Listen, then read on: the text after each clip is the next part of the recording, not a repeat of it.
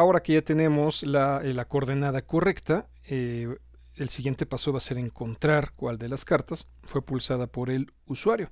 Vamos primero a grabar lo que es el Canvas 04 como 05. Recuerde que si no tiene los archivos, los puede bajar de la página que se encuentra más o menos por aquí. Bueno, ya que tenemos entonces grabado nuestro archivo, nos vamos a selecciona, que es la función que estábamos codificando. Vamos a ponerle lo que es el comentario para que no nos aparezca ahí la posición. Y vamos a hacer un ciclo, un for. Vamos a decirle de i y vamos a recorrer pues todas las cartas. Vamos a decir mientras la i sea igual a 0, mientras i sea menor a cartas.array, que es nuestro arreglo donde tenemos la información, .length, ahí lo tenemos, o sea, recorrer todo lo que es nuestro arreglo, que son todas nuestras cartas. Entonces aquí le vamos a poner un for. Prácticamente estamos barriendo todas las cartas. Vamos a hacer un objeto temporal, var carta, que va a ser igual a cartas array de i. A cada una de las cartas la estamos guardando en un objeto que se va a llamar carta.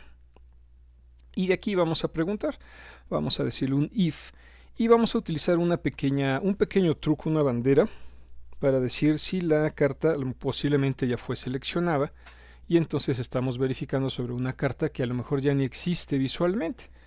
Para eso entonces le vamos a decir si la carta .dx es mayor a 0. Después vamos a ver que cuando seleccionamos la carta, pues para anularla, podríamos crear otra banderita que dijera si está activa, si no está activa, etc. Pero lo que vamos a hacer es, a la X le vamos a poner un -1 y entonces con eso sabemos de que la carta ya fue seleccionada.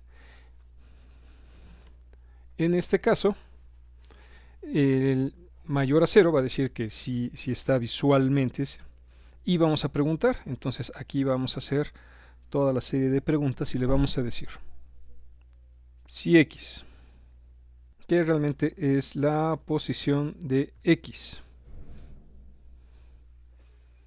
es mayor a la posición de la carta.x, y vamos a ponerle aquí doble ampersand y vamos a ponerle los paréntesis. Es simplemente para agrupar porque no necesitamos ahí los paréntesis cuando son preguntas sencillas. Vamos a decir, y si la x también es mayor que la posición de x de la carta, pero también es menor a carta.dx menos carta.ancho. Supongamos que quisiéramos validar el valor en x. Vámonos a lo que sería, y supongamos que tuviéramos este punto. Le estamos diciendo, tiene que ser mayor a este punto, pero también tiene que ser menor a este punto. Estrictamente mayor a este punto y estrictamente menor a este punto. Y entonces decimos, entonces está en medio. Pero también tenemos que hacer la validación para las yes. Y en este caso, aquí sería posición en x y aquí sería posición en y. Y vamos a poner la misma lógica. Le vamos a decir posición en y es mayor a carta.y, el valor que pusimos. Y también abrimos paréntesis, posición de y es menor, estrictamente menor a la carta.y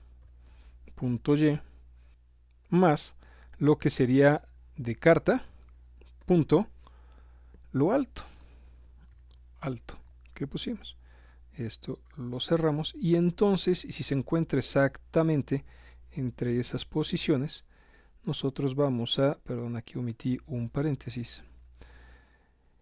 Si se encuentra exactamente en medio de x y de y de una carta, por ejemplo, nos vamos aquí, supongamos que pusieran este punto, está en medio en x, en medio en Y, y entonces le decimos, ah, ok, seleccionaste esta carta.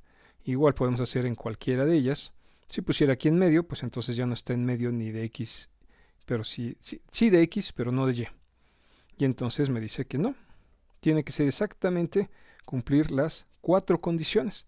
Estas 4 condiciones las podemos poner, esto ya es cuestión de el JavaScript, las podemos poner así escalonaditas, no pasa absolutamente nada.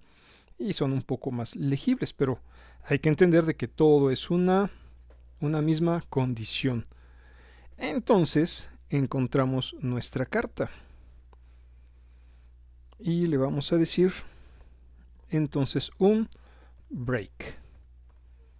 Estamos cortando lo que es este for. Y la información entonces la tenemos en I. ¿Cómo sabemos si la encontró o no la encontró? Si I es mayor a la longitud del arreglo, es decir, recorrió todas las cartas y no encontró ninguna, I va a ser mayor.